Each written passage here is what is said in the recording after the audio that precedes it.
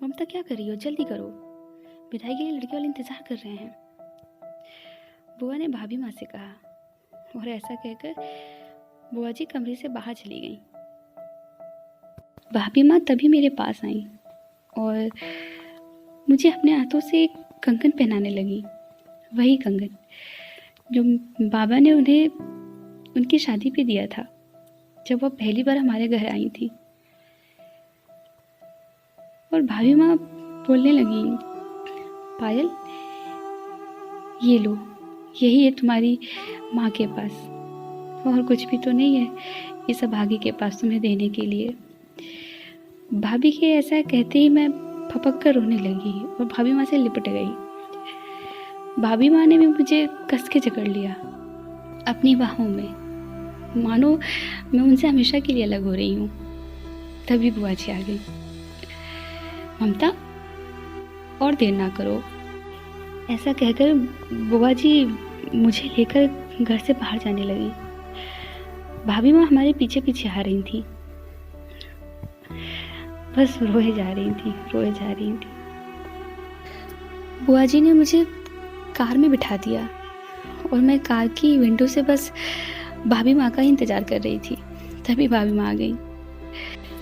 भाभी माँ का चेहरा उस दिन बहुत उदास था। उनकी आंखें रो रो के लाल हो गई थी।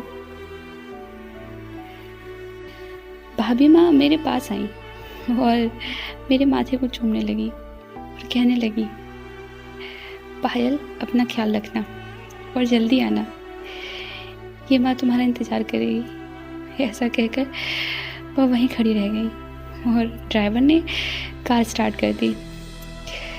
हम कुछ दूर ही गए होंगे कि मैं फिर से रोने लगी। मेरे पति ने कहा, क्या हुआ? अब चुप हो जाओ, ये तो रीत है समाज की। लड़कियों को तो अपना मायका छोड़ के ससुराल जाना ही होता है। अब कौन बताए उन्हें मैं किस लिए रो रही हूँ? अपनी भाभी माँ के लिए। भाभी माँ ने कभी खुशियाँ देखी ही नहीं। कैसी किस्मत है उनकी। बढ़िया भागी है मेरी भाभी माँ। जिसे भी चाहती हैं वो दूर हो जाता है। मिट्ठू भी तो उनसे दूर हो गई। मिट्ठू भाभी माँ की लाडली, उनकी बेटी, पर उनकी बेटी नहीं थी। फिर कौन थी वो? मिट्ठू। मिट्ठू मेरी छोटी भाभी की लड़की है, बड़ी प्यारी है। अब तो बड़ी हो गई है मिट्ठू। उस टाइम छोटी थी जब भाभी माँ के पास आई थी। केवल 6 महीने की रही होगी जब भाभी माँ ने उसे पहली बार अपनी गोद में लिया था। बहुत प्यार करती थी उसे। भाभी माँ ने उसे एक पायल खरीद के दी थी जिसे वो पहनकर पूरे दिन घर में छन छन किया करती थी। सभी प्यार करते थे उसे।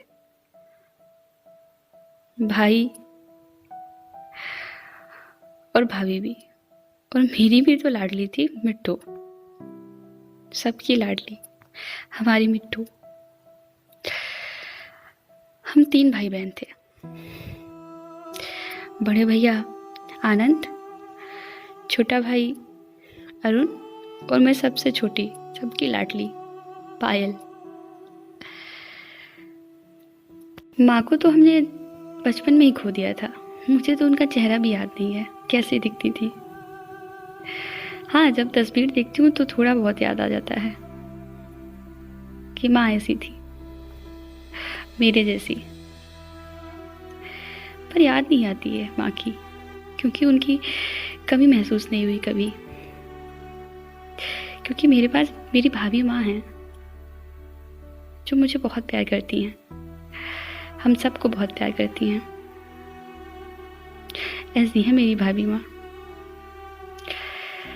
एक दिन की बात है, सर्दियों का समय था। हम सब आग ताप रहे थे। तभी बाबा आ गए। बाबा ने कहा, आज मैं बहुत खुश हूं। आज आनंद का रिश्ता पक्का हो गया। लड़की देख के आया हूँ आनंद के लिए। बड़ी प्यारी बच्ची है। ममता नाम है उसका। सूरत और सीरत से नाम बिल्कुल सही है उसका, ममता। बहुत प्यारी बच्ची है। हम दोनों बहुत खुश हो गए, मैं और मेरा भाई अरुण। हम दोनों रात भर बातें करते रहे। भाभी आएंगी तो हम ऐसा करेंगे, भाभी आएंगी तो हम वैसा करेंगे। ऐसा कहते कहते हम दोनों सो गए।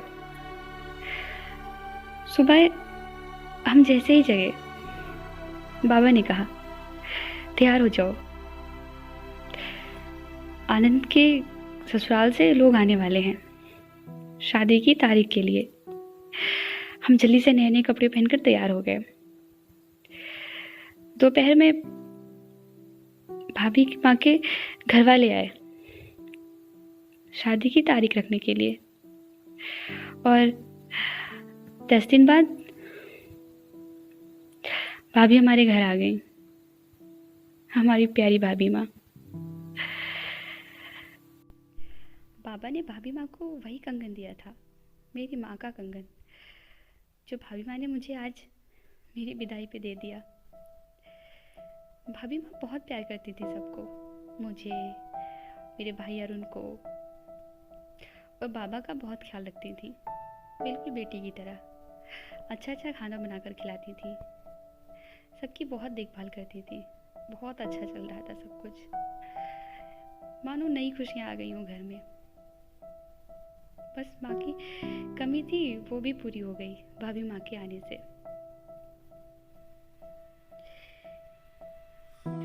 कुछ ही दिनों बाद भाभी ने एक नई खुशी दे दी, एक और नई खुशी। उन्होंने बताया हमारे घर में एक नया मेहमान आने वाला है, एक छोटा सा मेहमान, प्यारा सा, बिल्कुल मेरी भाभी माँ की तरह। हम सब बहुत खुश हो गए। बाबा ने तो उस दिन पूरे गांव में लड्डू बांट दिए। भाई भी बहुत खुश थे, मेरे पास आकर बोलते हैं पायल तुम्हारे साथ खेलने वाला एक आ रहा है, नन्हा मुन्ना सा, तुम्हारा भतीजा, क्या नाम रखोगी उसका? मैंने कहा लड़की होगी तो मिट्ठू, लड़का होगा तो कृष्णा। भाभी माँ ने कहा बहुत प्यारा नाम है, पर शायद किसी की बुरी नज़र लग गई हमारे परिवार को।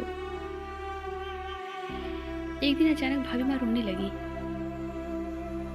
और मुझे बुलाने लगी, पायल जल्दी आओ, अपने भैया को बुला के लाओ। मैं दौड़ी दौड़ी खेत में गई, भैया को बुला के लाई। देखा तो भाभी बहुत रो रही थी। भैया उनको उठा के डॉक्टर के पास ले गए। तभी पता चला भाभी ने अपना बच्चा खो दिया, और अब वो माँ भी नहीं बन सकती हैं, बेचारी मेरी भाभी माँ, क्योंकि उनका बच्चा उनके पेट में ही मर गया है। हमारे घर में तो मानो जैसे दुखों का पहाड़ टूट पड़ा हो। पर भाभी माँ में इतनी हिम्मत कहाँ से आई? बेचारी ने अभी तो अपना बच्चा खोया था, फिर भी कह रही थी अब और नहीं, तुम दोनों तो हो मेरी औलाद, मेरे बच्चे पायल और अरुण, तुम दोनों के सहारे में रह लूंगी। मेरा परिवार मेरे साथ है, बाबा, तुम्हारे भैया, पायल और अरुण। मैंने उसे खो दिया जो मेरा था ही नहीं, तो उसके लिए क्या रोना? तुम मेरे बच्चे हो, तुम्हें मेरे सहारा हो। ऐसा कहकर भाभी किचन में चली गई खाना बनाने के लिए। सब कुछ ठीक हो रहा था धीरे धीरे, समय का पहिया जैसे तेजी से भाग रहा हो।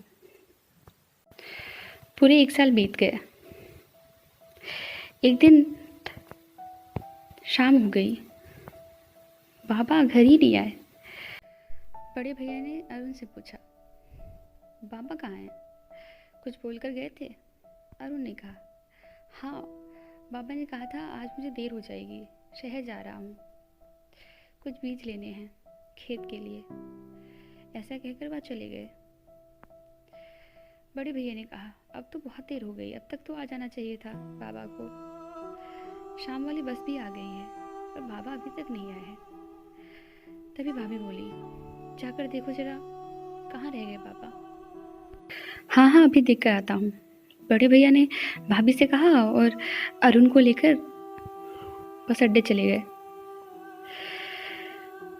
भाभी और हम घर में परेशान हो रहे थे कि आखिर पापा कहाँ चले गए। कभी इतनी देर नहीं हुई पापा को।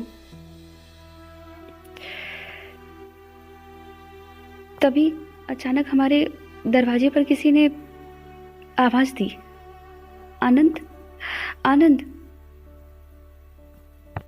मैं और भाभी दौड़कर दरवाजे पर गए। खोलकर देखा तो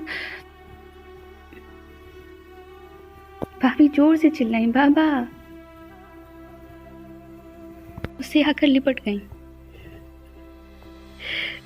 बाबा चले गए पायल, हम सबको छोड़कर बाबा चले गए।